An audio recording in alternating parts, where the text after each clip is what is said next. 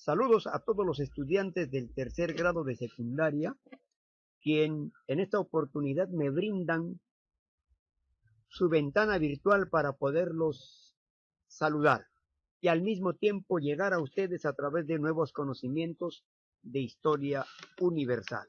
Queridos estudiantes, con ustedes un abrazo fraterno y bienvenidos a la sesión 23ª. La asignatura, ya ustedes saben, muchachos, es Historia Universal y se ubica en el libro en las páginas del 102 al 106, capítulo 23, ¿ya? Título de la sesión, La Revolución Rusa. Está dirigido para ustedes que son el tercer grado de educación secundaria de la gran institución educativa privada, Ingenieros UNI. Presentado el trabajito por mi persona, el profesor David Guamán Manrique. Comencemos, muchachos. Vamos a tratar sobre la Revolución Rusa. La Revolución Rusa, estudiantes, se entiende al conjunto de eventos históricos, ya aquí vamos a ver el conjunto de eventos históricos ocurridos en la Rusia a principios del siglo XX. Especialmente en 1917. ¿Ya? ¿Y qué cosa llevó como consecuencia principal la Revolución Rusa? Tumbar, derrocar, sacar del poder al zar de Rusia. El zar era el máximo gobernante de los rusos.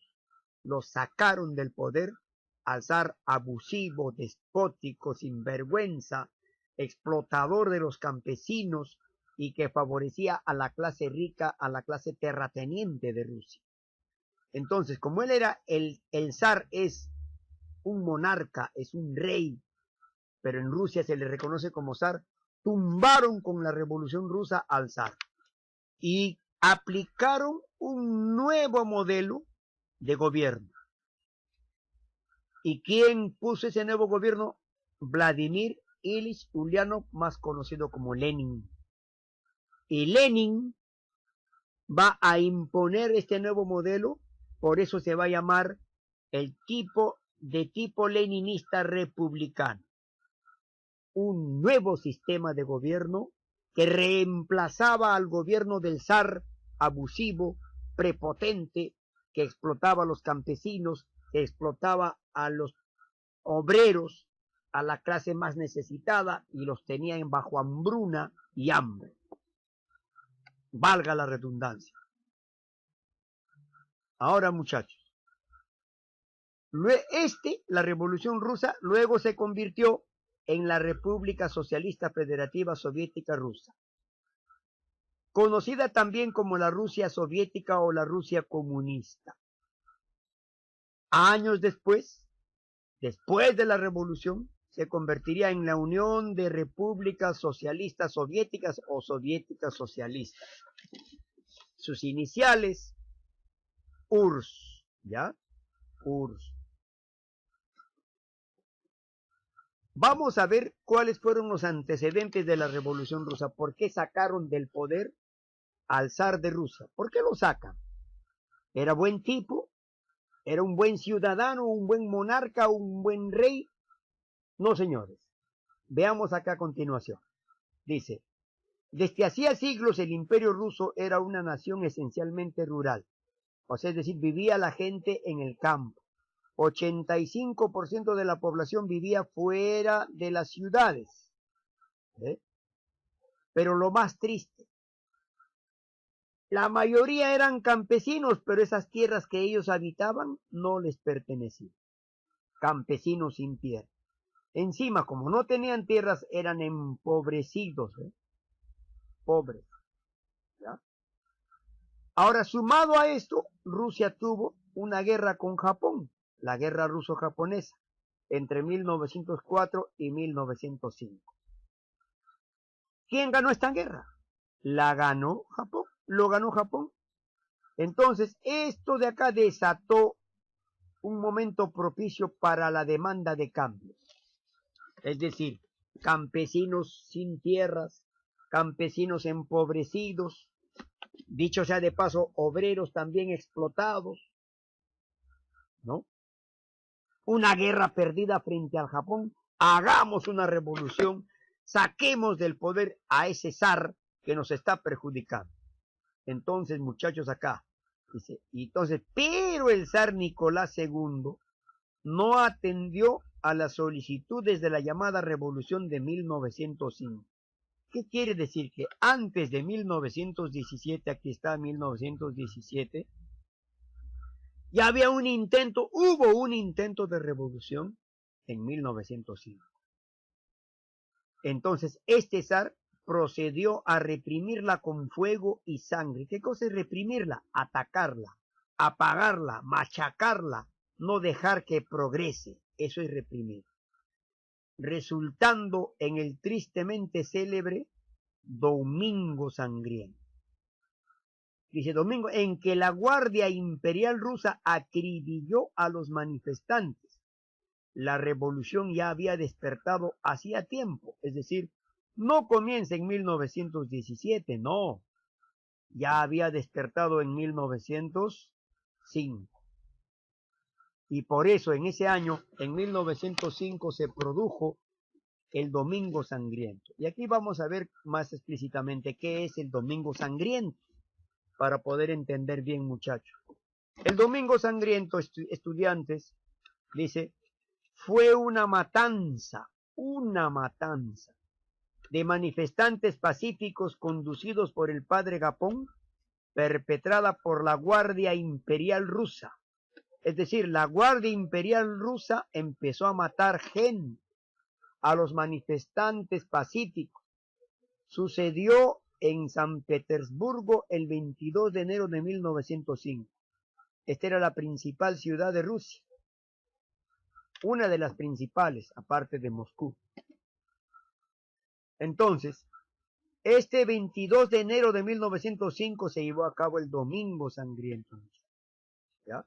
Ese día, 200.000 trabajadores se reunieron a las puertas del Palacio del Invierno, residencia del zar Nicolás II, del odiado Nicolás II, zar Nicolás II.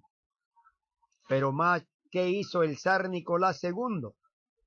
No se encontraba en el palacio en esos momentos, ya que había ido a pasar el fin de semana a Tsarskoye Selo. Su tío, el gran duque Vladimir Alexandrovich, ordenó abrir fuego contra la multitud. En total se calcula que murieron unos 200 manifestantes y 800 quedaron heridos, entre ellos mujeres y niños. Ese fue el Domingo Sangriento. ¿Y a quién ordenó la matanza? El tío del zar Nicolás II, llamado Vladimir Alexandrovich. Causas de la revolución. ¿Por qué razones, motivos o circunstancias era necesaria la revolución rusa, muchachos? Primero, las causas sociales. La situación de opresión y pobreza a la que estaba sentenciado el campesinado ruso. 80% de la población vivía en suma pobreza. Desde hacía ya mucho tiempo, sosteniendo con sus vidas el mando absolutista de la monarquía zarista. ¿Qué quiere decir? Que el zar, su familia, los nobles, los que no trabajaban, eran mantenidos por los campesinos pobres, trabajadores pobres de Rusia. Entonces ya era necesaria, ¿qué cosa? Una revolución. Causas económicas. Dice, además, el fracaso en el intento por sostener el ritmo de producción ruso durante la guerra desató una crisis económica. ¿Se acuerdan? 1917, Primera Guerra Mundial. Estaban en plena Primera Guerra Mundial y en plena Primera Guerra Mundial se da la Revolución Rusa. Manteniéndose en la guerra, prácticamente Rusia entró en hambruna. O sea, todos los gastos de guerra, muchachos, generaron consecuencias negativas. Hambruna, escasez de mercancías, y colapso de las estructuras del Estado, lo cual condujo a ciertos primeros niveles de organización popular autónoma, es decir, el popular significa pueblo. El pueblo empezó a organizarse ya. Ya no toleramos más estas crisis, esta hambre, esta hambruna, esta escasez de mercancías, y encima estamos metidos en una guerra, ya no lo toleramos. Y se empezaron a preparar, a organizar. ¿Para qué? A organizar para una revolución o un cambio. Revolución significa cambio, muchachos. Ahora, causas militares. Las sucesivas derrotas de la Primera Guerra Mundial que Rusia sufrió. ¿En qué batalla sufrió Rusia? En la batalla de Tannenberg y en la batalla de los lagos Masurianos. Allí los alemanes le sacaron la mugre a los rusos. Entonces, sumadas a estas derrotas, al momento de ingresar al conflicto, todos los partidos se mostraron a favor excepto el Partido Obrero Socialdemócrata. Este Partido Obrero Socialdemócrata no va a querer que Rusia entre en guerra. Entonces va a decir, muy bien, señores, los demás partidos políticos dicen que van a entrar en guerra, nosotros no. Y este Partido Obrero Socialdemócrata es el que va a iniciar la Revolución Rusa, ¿ya? De 1917. Aquí vemos una de las acciones de un cuadro que representa a la batalla de los lagos Masurianos, ¿ya? Naturales. Hasta la naturaleza se ensañó con Rusia. ¿Y qué pasó? La llegada del invierno de 1917, uno de los más cruentos de esas épocas, en las peores condiciones que posibles para el pueblo ruso. Hasta la naturaleza les decía, miren, te castigo, levántate, te castigo, haz tu revolución. Miren, imagínense, ¿ve?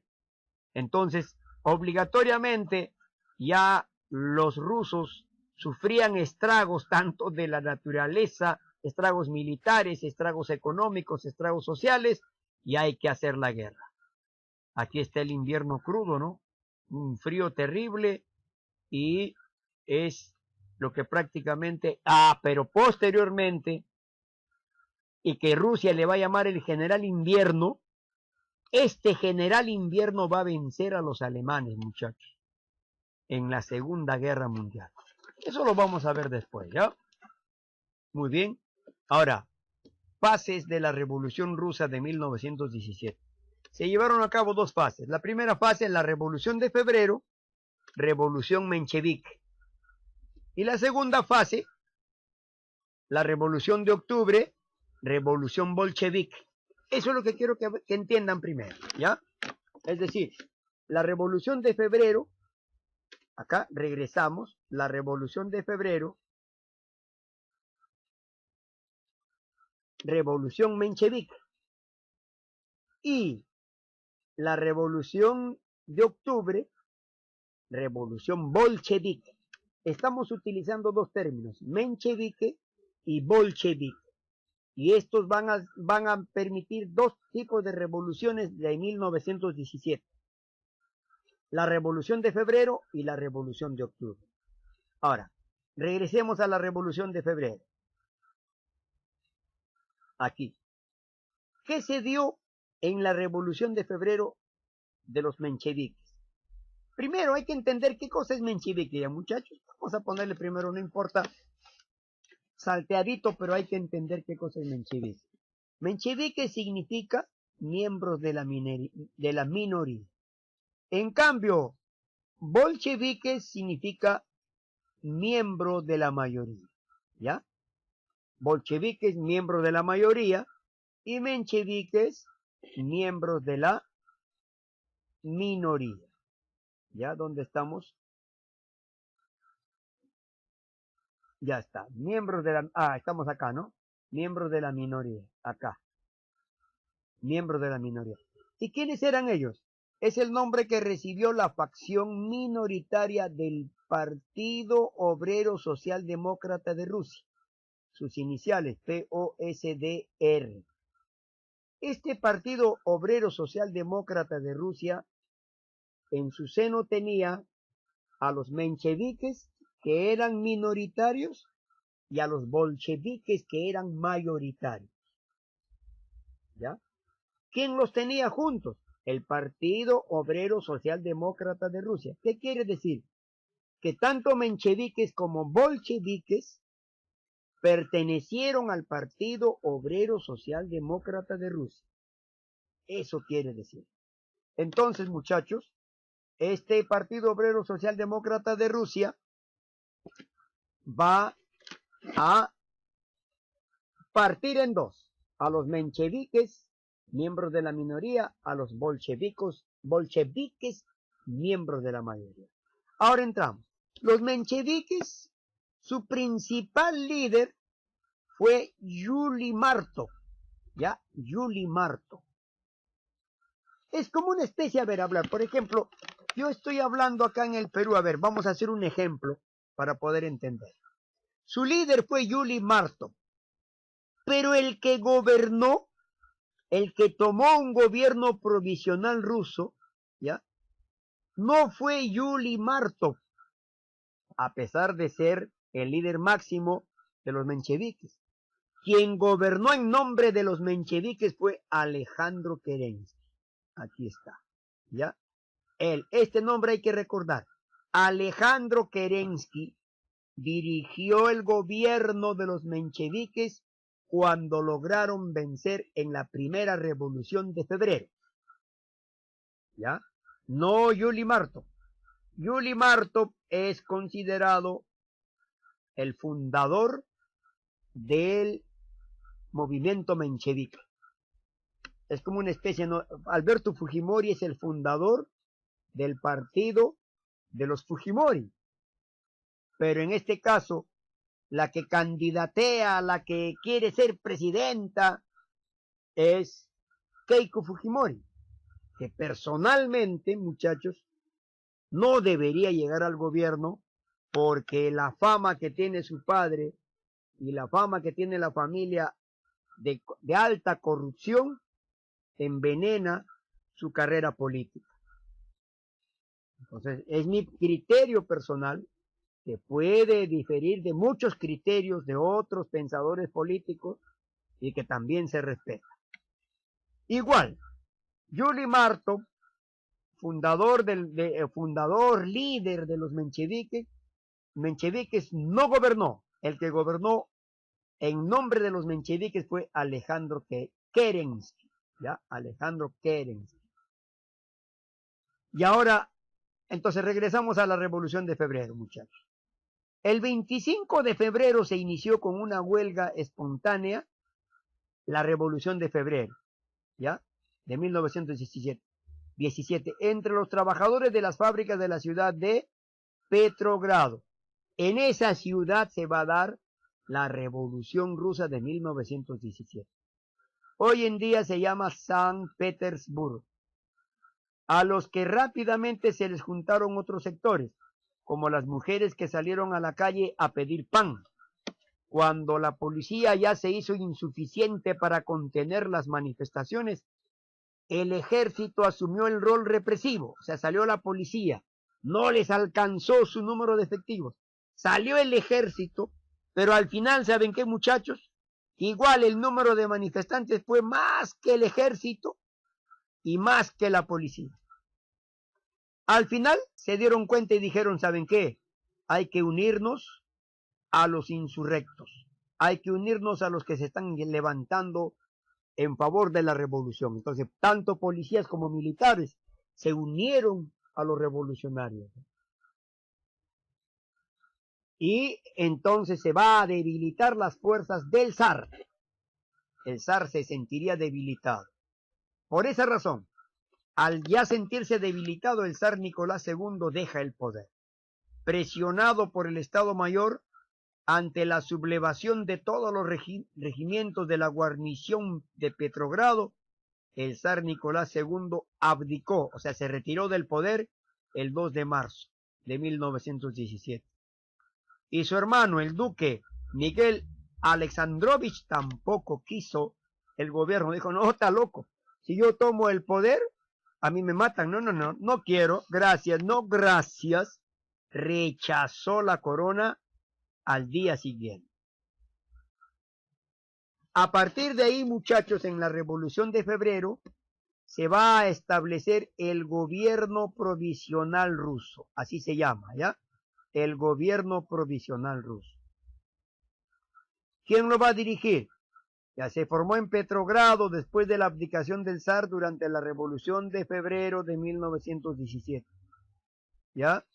Consistió en una serie de sucesivos gabinetes, principalmente de coalición entre políticos liberales y socialistas, moderados, los mencheviques, que trataron infructuosamente de resolver los graves problemas a los que se enfrentaba el país, enfrascado en la impopular Primera Guerra Mundial, hasta la toma del poder en noviembre por los bolcheviques. ¿Quiénes eran los bolcheviques? Ala radical del Partido Obrero Socialdemócrata de Rusia en la Revolución de Octubre. Es decir, la Revolución de Febrero va a durar hasta octubre. Fecha en que a los mencheviques los van a sacar del poder porque los mencheviques no estaban haciendo una verdadera revolución. Estaban esperando pasivamente que los cambios se den democráticamente. En cambio, los bolcheviques querían ya una revolución, querían ya un cambio, transformación profunda, rápida y efectiva. Y si era necesario tomar las armas, hay que tomar las armas y hay que cambiar el modelo político del zar de Rusia. Lo que los mencheviques no tenían ese pensamiento, ellos pensaban que por la vía democrática había que avanzar y conseguir la verdadera revolución. Por esa razón, muchachos, los mencheviques van a ser despojados del poder, ¿no?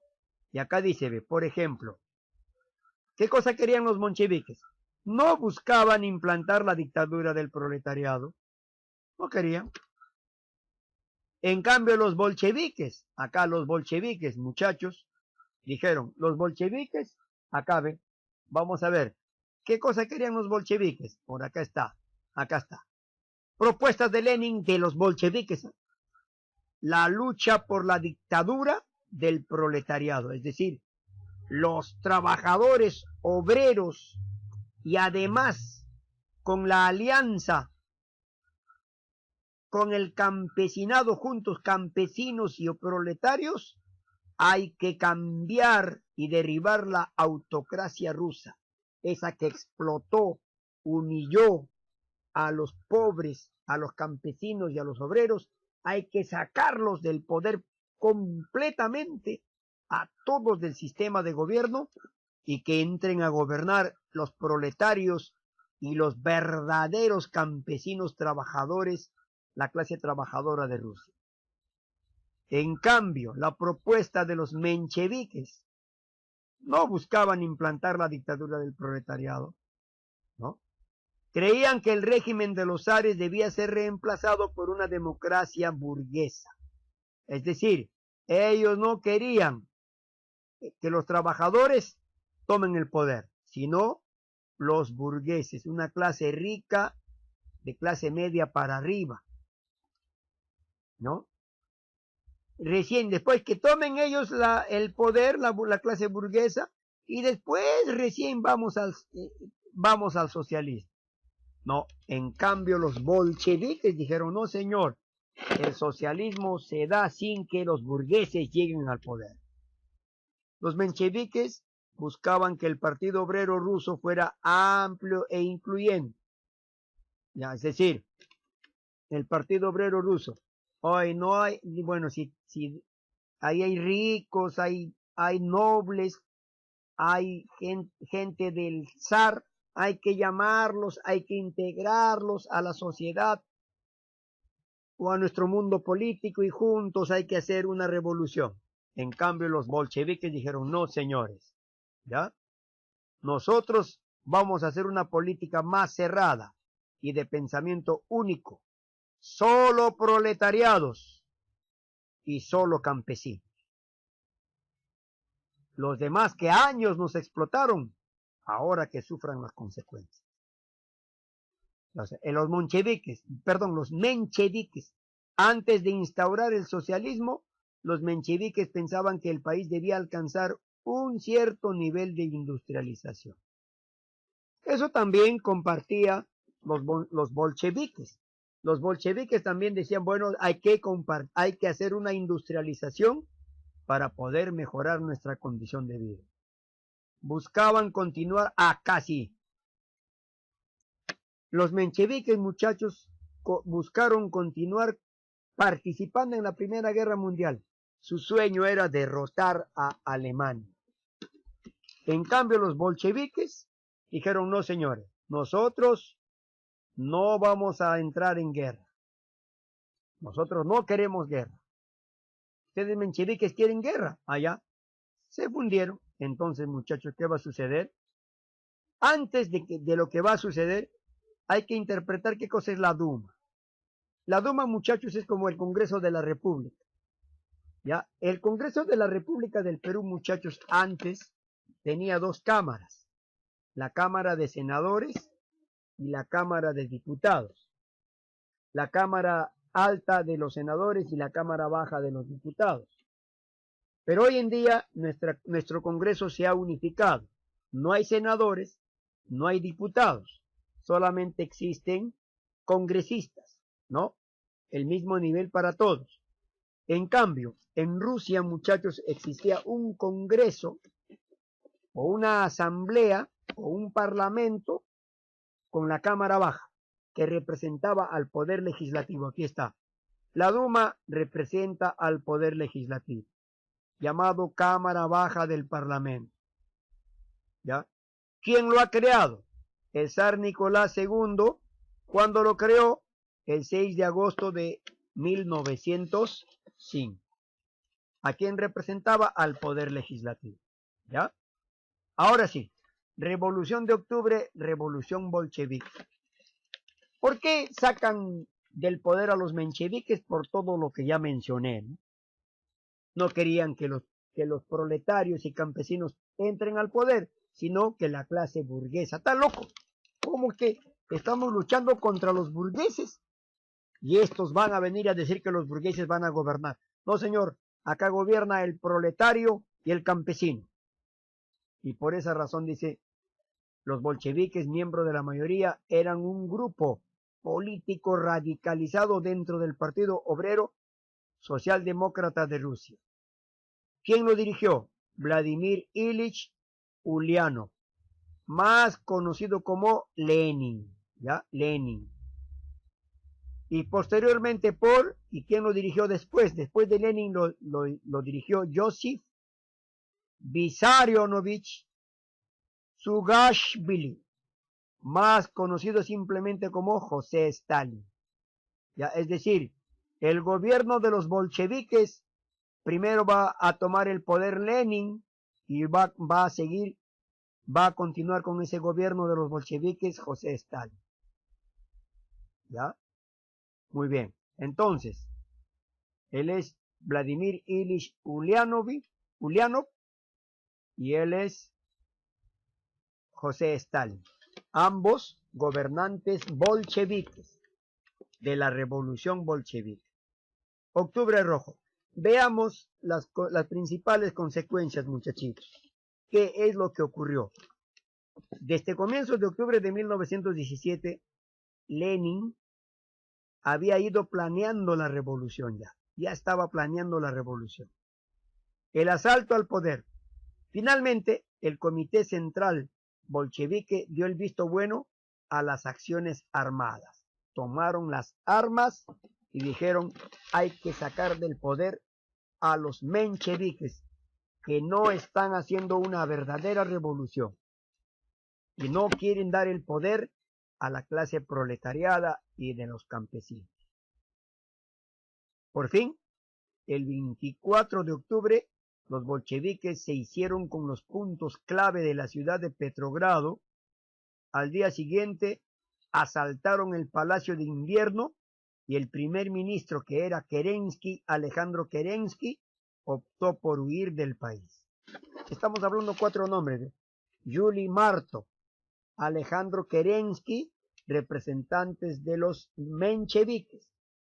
Vladimir Ilich y José Stalin, representantes de los bolcheviques.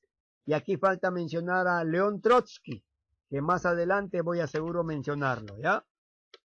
Acá dice, la revolución no tardó en extenderse por todo el país y Moscú terminó cayendo en manos de los soviets. Ahora, ¿quiénes son los soviets? Vamos a ver los soviets. Acá no está. Vamos a ver, muchachos, que eso aquí está. El fortalecimiento de los soviets. Para poder entender ya, muchachos, se dice cayó en poder de los soviets. ¿Y quiénes son los soviets? El soviet significa consejo. Es una asamblea. Es una convocatoria. Un cabildo. Donde se reúne la gente, ¿no? Concilio o consejo. ¿De quiénes? De obreros, trabajadores, de soldados y de campesinos.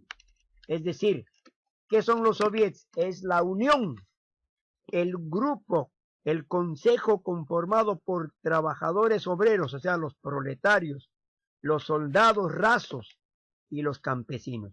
Soldados, campesinos y obreros se unieron y formaron el soviet. Eso es lo que quiere decir acá, ¿no? La revolución no tardó en extenderse por todo el país y Moscú terminó cayendo en manos de los soviets. ¿De quiénes eran los soviets? Los proletarios, campesinos y soldados.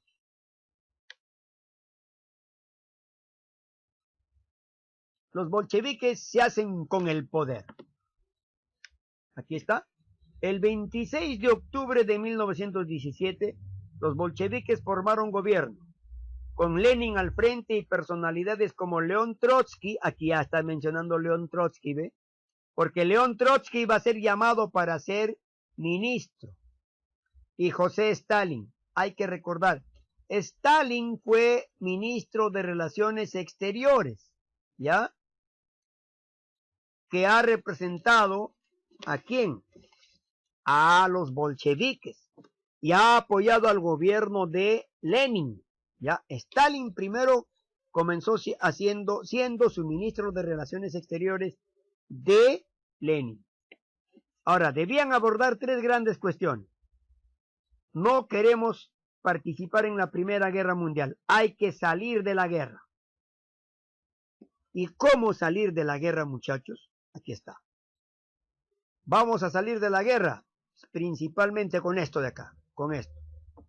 ¿Cómo salimos? Vamos a firmaron un tratado de paz de nombre llamado Brest-Litovsk. Esto les costó regalar territorios a Alemania. Alemania le dijo, ya, no te hago la guerra, resuelve tu revolución interna, pero me regalas tales territorios. Y Rusia dijo, te regalo, pero no quiero guerra contigo, ya no me ataques. Muy bien. Entonces Alemania con Rusia firmaron el tratado Brest-Litovsk, que ya lo vimos en la Primera Guerra Mundial, y Rusia se retira de la guerra, firma una tregua. Pero poco tiempo después, Rusia va a romper este tratado y va a reingresar a la guerra y él va a ser un país victorioso. Entonces, pero para solucionar los problemas de la Revolución Rusa, era necesario poner fin o poner una tregua, una paz momentánea en la guerra con Alemania. ¿Ya? Ahora dice, el reparto de la tierra. Acá está. En sintonía con la propiedad socialista de las tierras, se llevó a cabo un reparto del campo. Ahí sí, tratando de poner fin al desabastecimiento que padecía Rusia. Todos los campos, muchachos, fueron entregados a los campesinos. Ya, el reparto de las tierras, se repartieron las tierras, los campesinos, los que verdaderamente trabajaban las tierras y no unos cuantos propietarios que no trabajaban. A esos propietarios, acá dice, no hubo compensación económica de ningún tipo para los terratenientes. Les quitaron sus terrenos y no les pagaron ni un quinto. ni un quinto. Y el tercero, la concentración del poder político. Proletarios, campesinos y soldados al poder. Eso hicieron los bolcheviques, muchachos. Ahora acá, copando, ahora sí ya tomaron, copando todo el poder político. Los bolcheviques se encargaron de eliminar a los partidos de corte burgués. O sea, todos los burgueses que tenían partidos políticos fueron y sintieron la eliminación de sus partidos políticos por parte de los bolcheviques. Por otra parte, los bolcheviques convocaron a una votación, a las elecciones, a la Asamblea Constituyente. Ellos pensaron ganar la Asamblea Constituyente. Ejecutaron los votos y al final, muchachos, les sale el tiro por la culata a los bolcheviques. ¿Saben por qué? Porque la mayoría de esa asamblea fueron mencheviques, contrarios a los bolcheviques. Y bajo esas condiciones, teniendo contrarios como mayoría en la Asamblea Constituyente, los bolcheviques, Lenin no podría gobernar Rusia. Por esa razón, muchachos, no le quedó otro camino que disolver esa asamblea en enero de 1918. Lo disolvió, o sea, permitió su elección, pero como no ganó su mayoría, no ganaron los bolcheviques, ganaron los mencheviques, ¡plum!, eliminaron esa asamblea. Y los bolcheviques terminaron asentando su hegemonía en el poder. Tomaron todo el poder, los bolcheviques. Ahora, propuestas de Lenin, ya vimos esto, la lucha por la dictadura del proletariado, ya les expliqué. Ya expliqué la alianza de la clase obrera con el campesinado, la liquidación la liquidación de los latifundios, hagan desaparecer a los latifundistas terratenientes, esos que tienen tierras inmensas, no la trabajan, son propietarios poquitos, son los propietarios de inmensas tierras, eliminen eso. Y pum, pum, pum, pum, los liquidaron, muchachos, eliminaron. Y todas las tierras de estos latifundistas y terratenientes fueron entregados a los campesinos. La necesidad de construir un partido para que el proletariado, o sea, los obreros, en alianza con las clases oprimidas por el zarismo, o sea, ¿quiénes? Los campesinos, los soldaditos, tengan el poder político de Rusia. Ya está, ya sabemos qué cosas son soviets, ¿cierto? Los soviets ya no vuelvo a explicar ya. Ahora, muchachos, consecuencias de la Revolución Rusa. La caída de la monarquía zarista, o sea, cayó el zar y ya nunca más volvió a gobernar Rusia. Y el inicio de la historia comunista y soviética de Rusia, que duraría hasta la caída de la Unión de Repúblicas Socialistas Soviéticas en 1991. ¿Qué quiere decir? Que, muchachos, en Rusia va a haber una guerra civil que enfrentó por el mando del Estado al bando bolchevique, que eran los rojos, contra un movimiento antibolchevique, que eran los blancos, ¿no? ¿Entre qué años? Entre 1918 y 1921. ¿Quién ganó? Los bolcheviques ganaron, el bando rojo ganó. Por esa razón son los rojos comunistas ganaron en esa guerra civil. Acá, el establecimiento de un gobierno comunista en Rusia. Rusia se empezó a llamar República Federativa Comunista. Ahora, ¿a partir de qué año se establece la República, la Unión se establece la Unión de las Repúblicas Socialistas Soviéticas? ¿A partir de qué año? A partir de 1923. Desde 1923, la Unión de las Repúblicas Socialistas Soviéticas, que nace en ese año, ha durado hasta el año 1991, fecha en que se desintegró en 15 estados independientes. el encumbramiento de Rusia a la categoría de gran potencia política, económica, científica y militar del mundo. Rusia se convirtió en una potencia, muchachos, con el comunismo, con el socialismo. Y acá en el Perú, los de la derecha le tienen miedo al comunismo, le tienen miedo al socialismo. ¿Saben por qué? Porque tienen miedo de que se comporte como este socialismo y comunismo de la Rusia, que les quiten todas sus riquezas a los que más tienen y entregárselo a los que no tienen nada. ¿Estás de acuerdo con eso tú o no? El hecho es de que, muchachos, bueno, personalmente, yo no estoy de acuerdo con que se le quite a los que tienen mucho para dárselo a los que no tienen nada, personalmente. Pero yo digo, se supone que los que tienen mucho, dicen ellos, que les ha costado sudor, lágrimas, sangre, para encontrarse donde se encuentran. Y que de la noche a la mañana les quiten todo lo que tengan para dárselo a los que no tienen nada, sería algo injusto. Pero podría aplicarse una política de los que tienen mucho, compartir un poquito con los que no tienen nada y apoyarlos para que los que no tienen nada refloten nuevamente, crezcan y sobresalgan. Si seguro en el Perú se disminuye la pobreza, si los pobres disminuyen, también los ricos van a ser más ricos. Pero esta es una idea, la mía por supuesto, no sé si la compartan los demás, pero por eso es que acá en el Perú le tienen miedo al comunismo, le tienen miedo al socialismo. No, nos van a quitar. Y como en el Perú gobiernan los poderosos del Perú, estos poderosos, muchachos, siempre van a estar en el poder.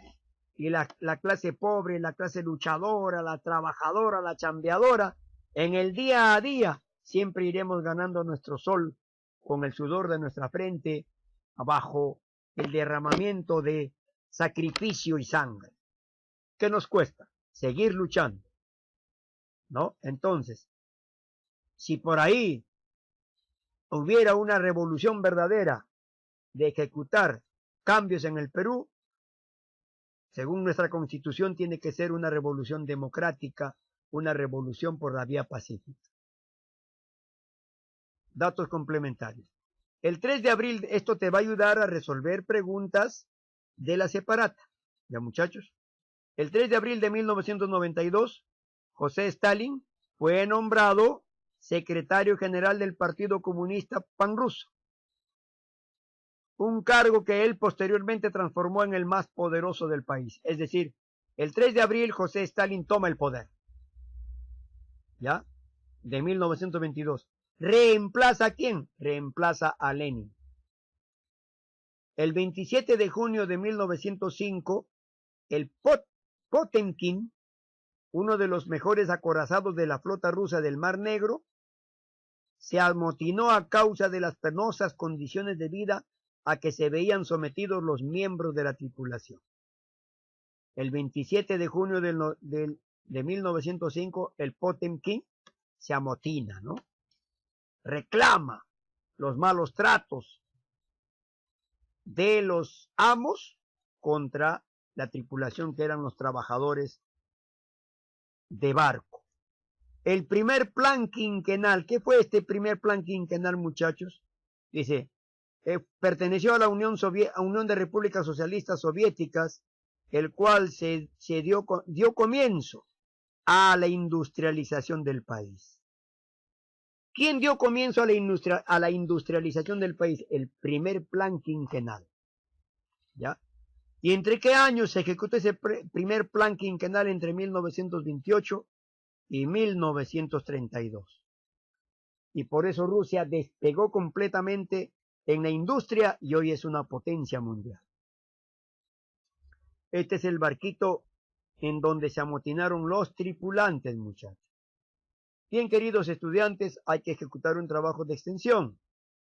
El trabajo de extensión es imprimir los mapas conceptuales que se envían en Word, leerlos, extraer un resumen y armar 2 mapas conceptuales en tu cuaderno.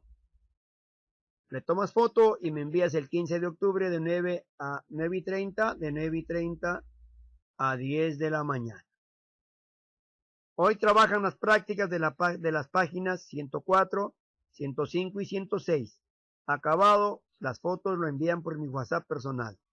Terminando esta partecita del video, muchachos, entraremos al Zoom 10 minutitos. Ya escuchen bien. Terminando, entramos al Zoom 10 minutos o 15 minutos o el tiempo que se requiera para dar algunas orientaciones y tomar la asistencia de ustedes. Un abrazo fraterno, mis queridos estudiantes. Conmigo será hasta una próxima oportunidad. Un abrazo, muchachitos.